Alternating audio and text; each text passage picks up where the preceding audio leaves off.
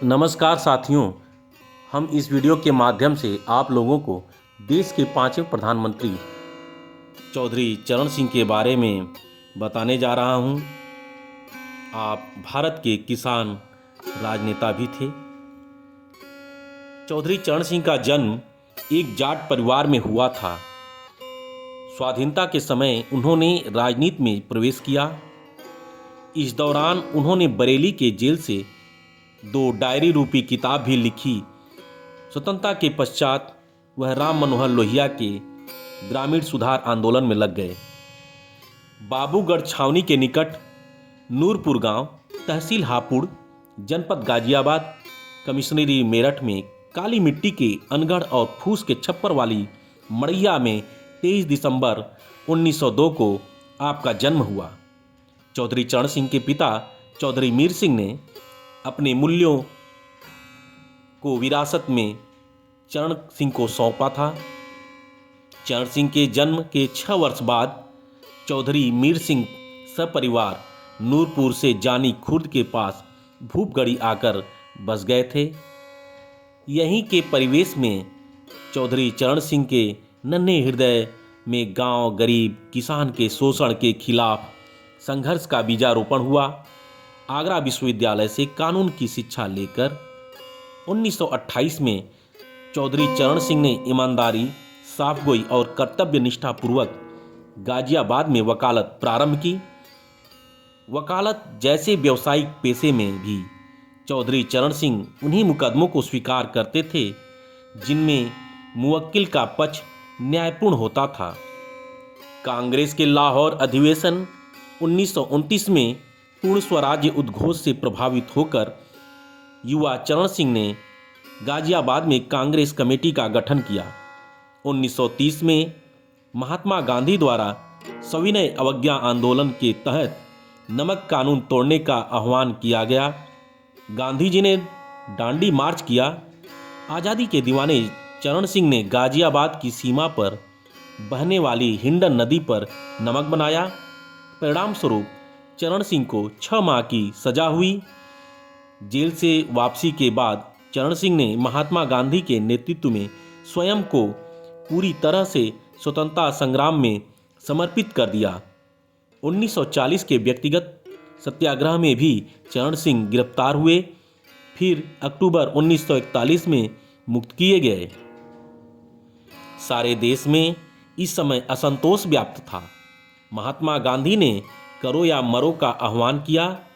अंग्रेजों भारत छोड़ो की आवाज़ सारे भारत में गूंजने लगी। 9 अगस्त 1942 को अगस्त क्रांति के माहौल में युवक चरण सिंह ने भूमिगत होकर गाजियाबाद, हापुड़, मेरठ, मवाना, सरथना, बुलंदशहर के गांवों में गुप्त क्रांतिकारी संगठन तैयार किया। मेरठ कमिश्नरी में युवक चरण सिंह ने क्रांतिकारी साथियों के साथ मिलकर ब्रिटानिया हुकूमत को बार बार चुनौती दी। मेरठ प्रशासन ने चरण सिंह को देखते ही गोली मारने का आदेश दे रखा था। एक तरफ पुलिस चरण सिंह की टोह लेती थी, वहीं दूसरी तरफ युवक चरण सिंह जनता के बीच सभाएं करके निकल जाते थे।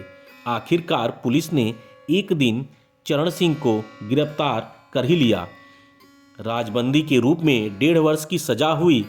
जेल में ही चौधरी चरण सिंह की लिखित पुस्तक शिष्टाचार भारतीय संस्कृति और समाज के शिष्टाचार के नियमों का एक बहुमूल्य दस्तावेज है।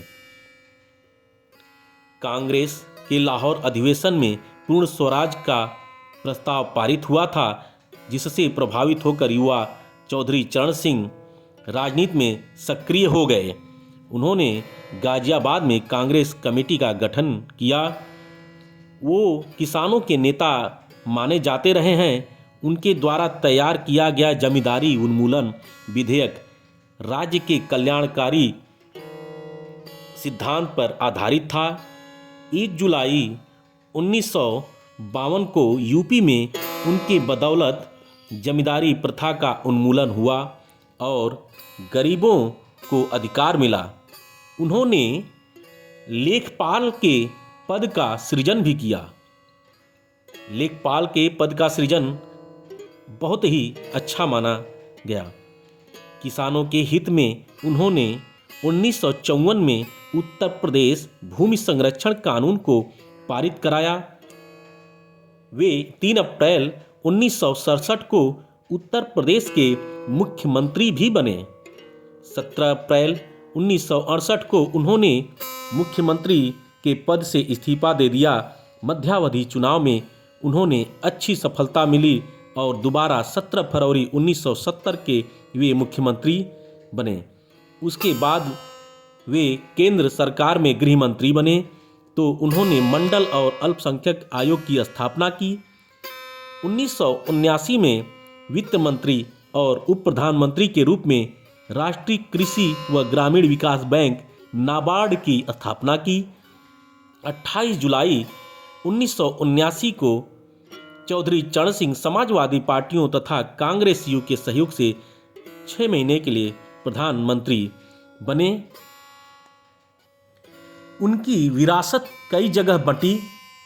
आज जितनी भी जनता दल परिवार की पार्टियां हैं, यानी उनकी पार्टी जनता दल थी, तो उनमें से उड़ीसा में बीजू जनता दल हो या बिहार में राष्ट्रीय जनता दल या जनता दल यूनाइटेड ले लीजिए, या ओम प्रकाश चौटाला का लोक दल, अजीत सिंह का राष्ट्रीय लोक दल हो या मुलायम सिंह की समाजवादी पार्टी हो, ये सब चरण सिंह की विरासत हैं।